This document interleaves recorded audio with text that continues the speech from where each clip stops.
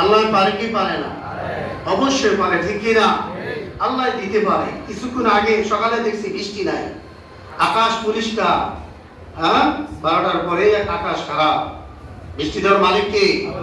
রৌদ্র দেওয়ার মালিক কে? আমাদেরকে খাবার কে? আমাদেরকে দিতেছেন কে? বলেন তো, আমাদের শরীরগুলো ঠিক করতেছে কে? আল্লাহ সুবহানাহু ওয়া তাআলা।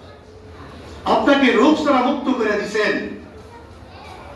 আপনাকে আল্লাহ সুবহানাহু ওয়া তাআলা চলার ক্ষমতা দিয়েছেন, বলার ক্ষমতা দিয়েছেন, ধরার ক্ষমতা দিয়েছেন। আল্লাহ সুবহানাহু ওয়া তাআলা চোখ দিয়েছেন, দৃষ্টি দিয়েছেন, আপনাকে দেখার ক্ষমতা দিয়েছেন, আপনাকে কান দিয়েছেন, বিবেক বুদ্ধি খাড়াইয়া কাজ করার কথা বলেছেন। এগুলা কাজ কে করেছে? আল্লাহ সুবহানাহু ওয়া তাআলা। আল্লাহ যদি আপনার কান বন্ধ করে দিত, আপনি দুনিয়ার কোনো আযান শুনতে পারতেন না, ঠিক না? দুনিয়ার কোনো ভালো কথা শুনতে পারতেন না, দুনিয়ার কোনো কাজ মানুষের ডাক দিলে আপনি শুনতে পারতেন না।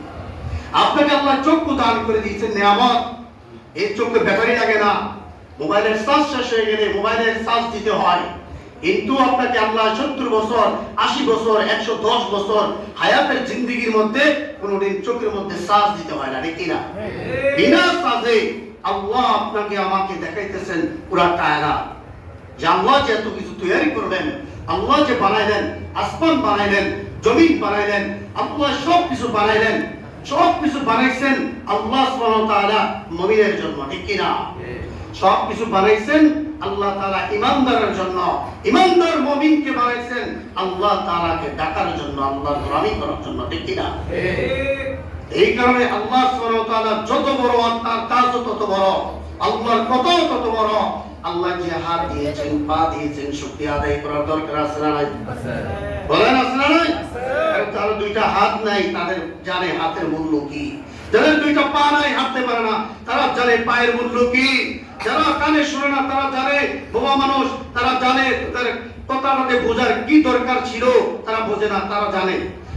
আল্লাহ যে আমাকে আপনাকে একটা জিহ্বা দিয়েছেন, কত রকমের স্বাদ অনুভব করতে পারি জিহ্বা দিয়া, ঠিক কিনা?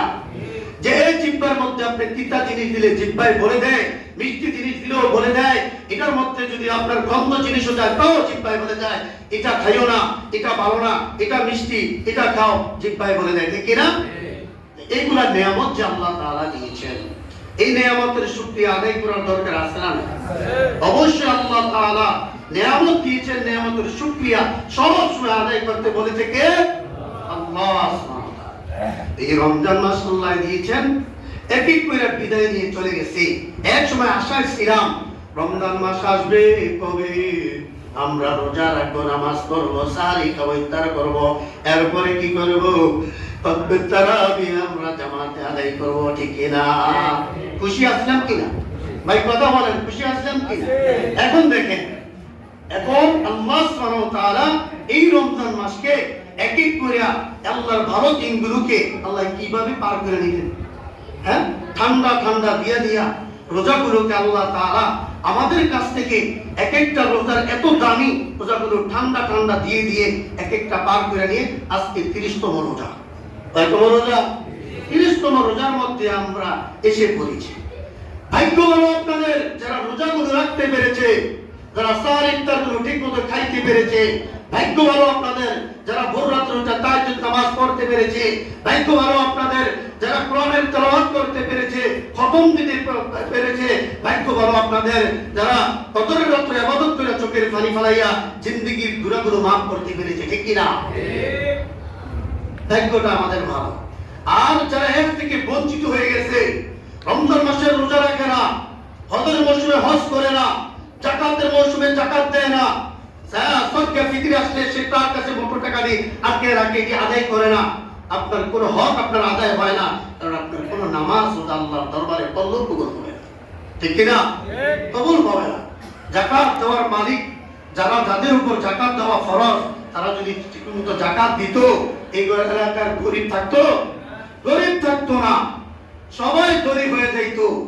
যাকাতের টাকা যদি 1 লক্ষ টাকা তার আসে, 50,000 টাকা বিলেয়া আর 50,000 টাকা ব্যাংকে জমা করে, আছে না নাই? আর যাদেরকে কাপড় দেয়, লুঙ্গি দেয় বা শাড়ি দেয়, এমন দেওয়া দেয়, কোন মশারি দেয়, মশারি লুঙ্গি কিনলে সাসামিয়া রৌদ্র দাঁড়ালে সব কিছু দেখা যায়, এরকম দিয়া থাকে।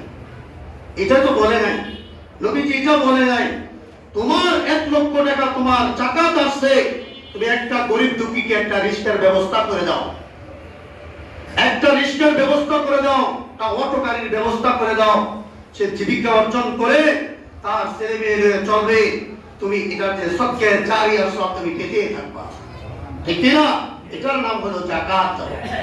আর আমরা জাকাত দিই মুসলিম, জাকাত দিয়ে ইসলাম বাড়ি থেকে সিরিয়াল টু সিরিয়াল মানুষের দাঁড়ায়া ঘন্টার পর ঘন্টা দাঁড়ায় রেখে একটা শাড়ি দেয়, মনে হয় যে এটা খেলাফাল আমাদের দেশে বলে আর কি, যেটা দিয়ে মাছ ধরে, এরকম ভাবে একটা শাড়ি দিয়ে তো বিদায় করে, এটার নাম জাকাত না। তো ভাই, যাদের উপর জাকাত ফরজ, জাকাতের মতো জাকাত আদায় করবেন।